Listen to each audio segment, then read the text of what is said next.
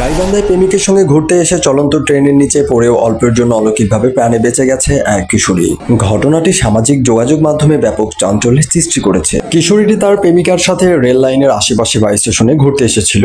অসাবধানবশত বা কোনো কারণে সে চলন্ত ট্রেনের নিচে পড়ে যায়। ট্রেনের নিচে পড়ার পরও কোনো বড় ধরনের ক্ষয়ক্ষতি ছাড়াই কিশোরীটি অল্পের জন্য প্রাণে রক্ষা পায়। রেল লাইনে চলাচলের ক্ষেত্রে প্রয়োজনীয় কিছু সতর্কতা। রেল লাইন বা এর আশেপাশের এলাকা কোনো বিনোদন কেন্দ্র নয়। এ ধরনের দুর্ঘটনা এড়াতে সর্বদা বিষয়গুলো মেনে চলা উচিত। হেডফোন ব্যবহার না করা। রেল লাইনের পাশ দিয়ে হাঁটার সময় কানে হেডফোন বা ইয়ারফোন রাখা সম্পূর্ণ নিষিদ্ধ। সেলফি বা ছবি তোলা থেকে বিরত থাকা। চলন্ত ট্রেনের সামনে বা রেল ট্র্যাকে দাঁড়িয়ে ছবি রিলস তোলা আইনত দণ্ডনীয় এবং অত্যন্ত ঝুঁকিপূর্ণ। নিরাপদ দূরত্ব বজায় রাখা। ট্রেন আসার সংকেত পেলে লাইন থেকে অন্তত 10 থেকে 15 ফুট দূরে নিরাপদ স্থানে অবস্থান করুন। আরে ভাই ধরেন না, তোলেন ওনাকে একটু।